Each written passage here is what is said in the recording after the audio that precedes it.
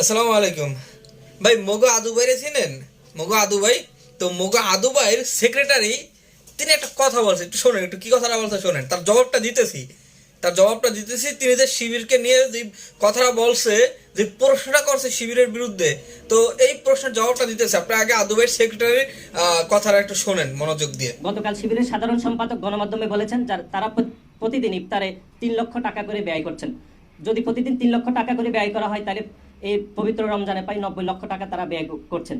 আমরা আপনাদের মাধ্যমে তাদের কাছে জানতে চাই, এই ৯০ লক্ষ টাকা একটি সাধারণ শিক্ষার্থীদের সাধারণ সংগঠন হিসাবে তারা কিভাবে উপার্জন করছেন বা তাদের অর্থায়নের উৎস কিভাবে আসছে, সেটিও আমরা জানতে চাই। তো শুনতেই পারছেন যে আদু ভাইয়ের সেক্রেটারি তিনি শিবিরের একটা প্রশ্ন করছে যে শিবির দৈনিক ৩ লক্ষ টাকার ইফতারি দেয়, তাহলে তাদের 30 দিনে ৯০ লাখ টাকা।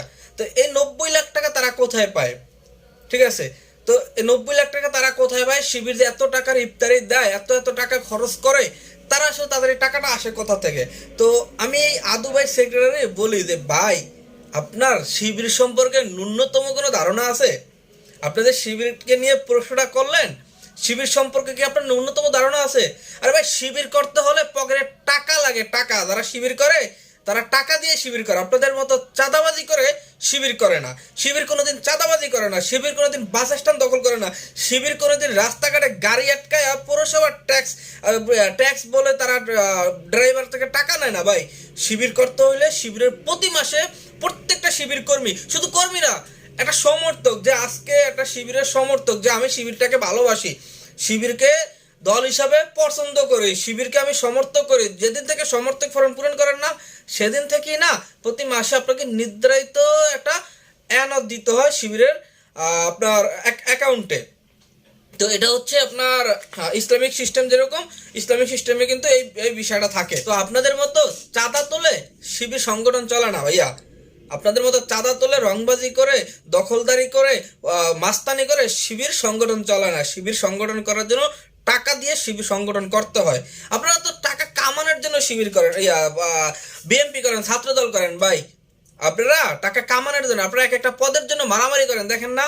এক একটা পদ পাওয়ার জন্য লক্ষ লক্ষ কোটি কোটি টাকা খরচ করেন, কারণ আপনি একটা পদে যদি পাইতে পারেন, তাহলে সেই পদ থেকে আপনারা আরো কোটি কোটি টাকা কামাইতে পারবেন। শিবিরের যারা দায়িত্বশীল, তারা পদ নিতে চায় না, কারণ পদ তাদের কাছে একটা দায়িত্ব। তারা সঠিকভাবে দায়িত্ব পালন করতে পারবে কি পারবে না, এটার জন্য তারা হতাশা থাকে। তারা প্রতিনিয়ত আল্লাহর কাছে দোয়া করে, তারা তাদের উপরে দায়িত্ব চাপিয়ে দেয়, তারা দায়িত্ব নিতে চায় না। তো আপনার তো শিবির সম্পর্কে ন্যূনতম কোনো ধারণাই নেই। আপনি শিবিরকে প্রশ্নটা করেন কিভাবে? আগে শিবির সম্পর্কে ধারণা নেন, আগে পড়াশোনা করেন শিবির সম্পর্কে, তারপরে আসেন শিবির টাকা কোথায় পায়, কোথা থেকে আসে। আপনাদের মতো চাঁদাবাজি করে শিবির সংগঠন চলে না। তো দর্শক, তার এই কথাগুলো অবশ্যই, তার এই কথা অনুযায়ী আপনাদের মূল্যবান মতামত কিন্তু অবশ্যই কমেন্ট বক্সে জানিয়ে দেবেন। এবং সর্বশেষ আপনাদের কাছে একটা রিকোয়েস্ট করতে, অবশ্যই আমার চ্যানেলটি সাবস্ক্রাইব করে পাশে থাকা বেল আইকনটি বাজিয়ে দিবেন। ধন্যবাদ সকলকে।